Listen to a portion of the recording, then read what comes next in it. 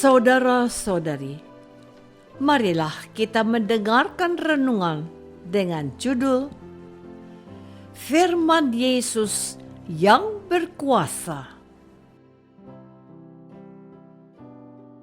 yang berdasarkan pada Injil Yohanes bab 4 ayat 49 dan 50.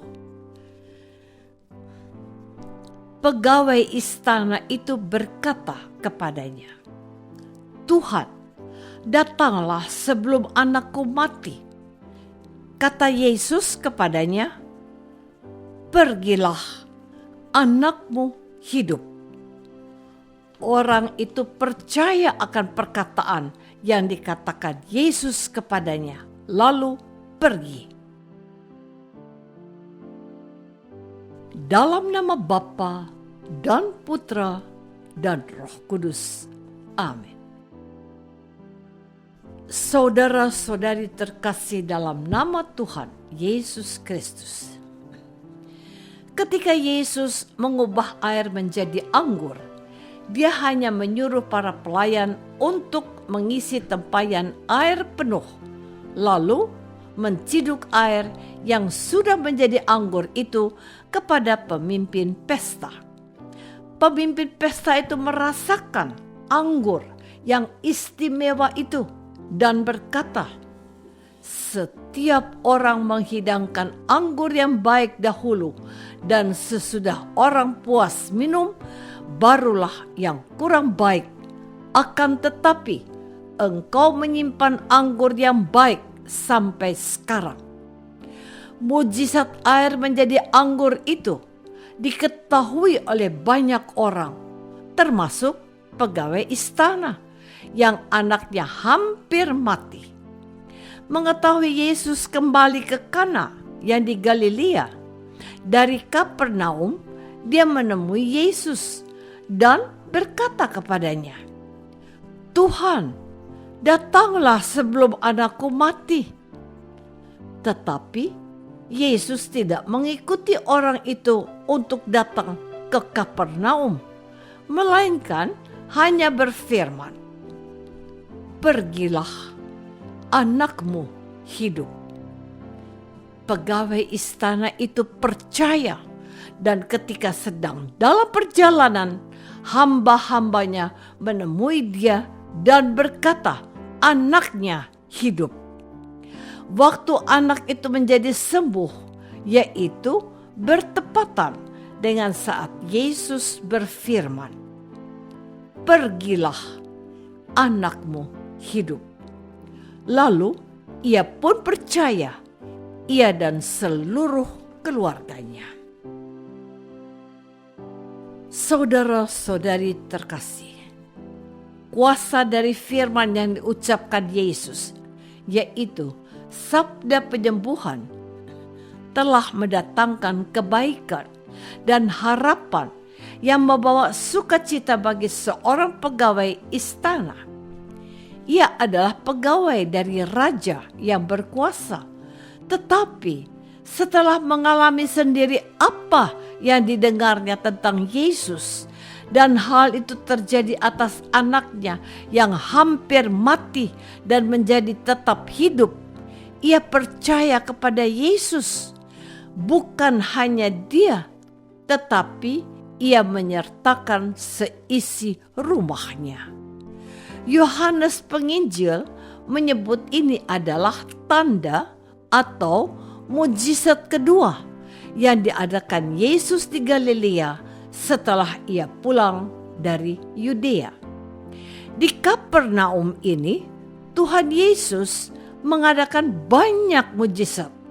Namun, tidak banyak orang yang ada di sini bertobat dan menerima Yesus sebagai Tuhan yang datang melawati umatnya. Tidak demikian dengan seorang pegawai istana yang dapat dipastikan bahwa dia bukanlah seorang pemeluk agama Yahudi, namun ia percaya sebab firman Yesus sungguh terbukti dan ia mengalami sukacita karena anaknya hidup kembali. Saudara-saudari terkasih, pengalaman iman yang disaksikan oleh penginjil Yohanes kepada kita pada hari ini mau mengatakan kepada kita bahwa iman adalah sebuah pengalaman yang sangat pribadi yang dapat mengubah seorang untuk menerima Yesus sebagai juru selamatnya. Sebelum menulis renungan ini, aku menonton sebuah kesaksian seseorang yang bukan Kristen dan memutuskan menjadi Kristen karena mengalami sentuhan dari firman Tuhan Yesus sendiri. Orang yang tidak menyebutkan namanya itu berkata, "Siapakah yang bisa berkata, 'Aku akan pergi ke surga dan akan menyediakan tempat bagimu'?" Hanya Yesus yang berani berkata kepada semua orang seperti itu.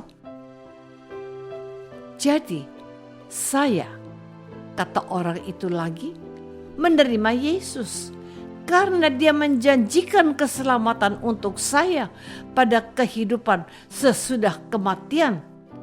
Katanya lagi, dia itu berkata kepadaku, "Akulah jalan dan kebenaran dan hidup." Saya berpikir bahwa dia adalah jalan untuk menuju surga. Yang diajarkannya adalah kebenaran dan bukan tipu-tipu. Dia menjanjikan harapan untuk hidup yang abadi. Jadi, saya putuskan untuk menerima Yesus dan sekarang saya menjadi Kristen. Kesaksian yang menjadi viral di media sosial ini sempat aku lihat dan aku mau katakan padamu bahwa Tuhan dapat saja menyentuh hati seseorang melalui caranya. Banyak kesaksian yang bisa kita temukan bahwa ada orang yang akhirnya menerima Yesus sebagai Tuhan dan Juru Selamatnya ketika ia menderita sakit dan ketika didoakan ia menjadi sembuh. Saudara-saudari terkasih, beberapa puluh tahun yang lalu ketika saya masih belajar di Bandung, saya berjumpa dengan sepasang suami istri namanya Elizabeth dan Budi.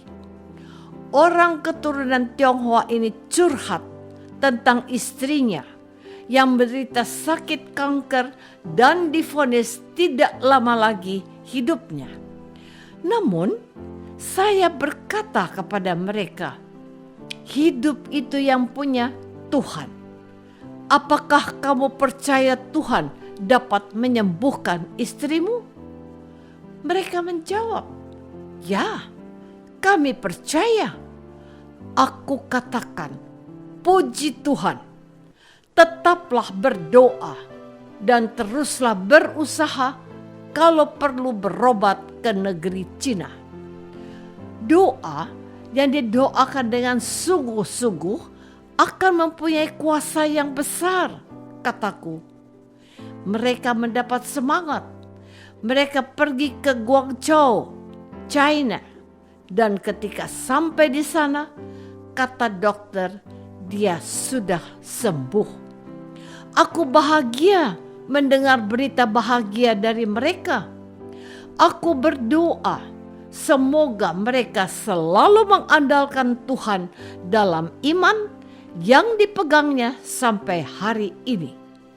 Pada masa prapaskah ini, marilah kita memupuk dan membangun iman kita pada Tuhan Yesus yang firman-Nya dapat mendatangkan mujizat, menyembuhkan dan menyelamatkan kita. Perbanyaklah membaca firman-Nya dan tetaplah berharap kepadanya, sebab Dia sanggup mengubah hidup kita dan memberikan harapan akan hidup yang lebih baik. Apakah aku mau datang kepada Yesus dan siap untuk menerima kasih-Nya? Marilah kita berdoa. Bapa yang Maha Baik, tambahkanlah iman percaya kami akan firman Tuhan Yesus yang penuh kuasa. Bantulah kami untuk meluangkan waktu mendengarkan firman-Nya, agar hidup kami dibentuk oleh kuasa firman Yesus, Tuhan dan pengantara kami. Amin. Semoga kita semua selalu dinaungi dan dibimbing oleh berkat Allah yang Maha Kuasa. Dalam nama Bapa dan Putra dan Roh Kudus. Amin.